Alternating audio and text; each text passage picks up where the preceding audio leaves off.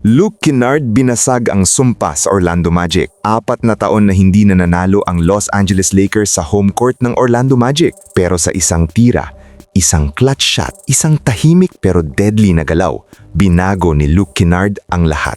Game-winning 3. Final score, 105-104. 9th straight win para sa Lakers.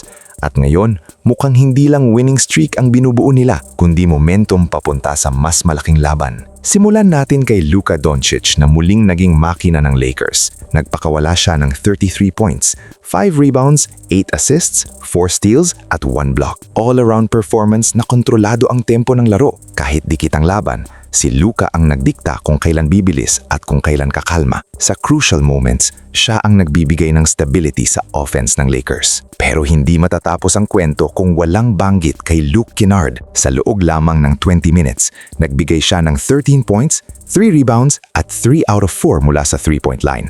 At syempre, yung pinakamahalaga, ang game-winning 3. Walang hesitation, walang extra dribble. Tumira agad. Iyan ang halaga ng shooter na may kumpiyansa. Hindi siya high-usage player, pero sa tamang oras, siya ang naging bayani. Malaki rin ang kontribusyon ni Austin Reeves na naglaro ng 40 minutes. May 26 points, 7 rebounds at 5 assists. Siya ang glue guy ng Lakers sa larong ito. Habang nakafocus ang depensa kay Luka, si Reeves ang sumalo ng pressure at patuloy na gumawa ng plays. Tahimik pero consistent.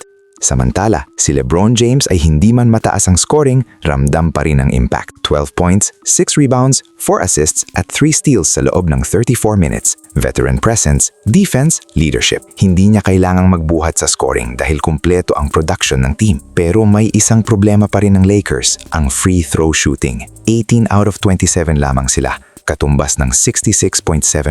Siyam na libreng puntos ang na-miss nila.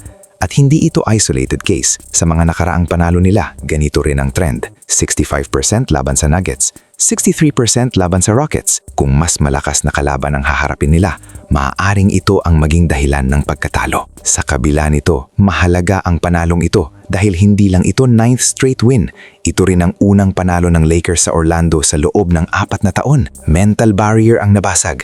At kapag ang isang team ay nagsisimulang magtanggal ng ganitong klaseng hadlang, mas lumalakas ang kumpiyansa ng buong roster. Game-winning shot ni Luke Kennard, dominant performance ni Luka Doncic, consistent support mula kina Austin Reeves at LeBron James, at igit sa lahat, binasag ang 4 na taong sumpa sa Orlando. Ang tanong ngayon, ito na ba ang simula ng mas mahabang winning streak? At kung magpapatuloy ang ganitong laro ng Lakers, hanggang saan kaya sila aabot?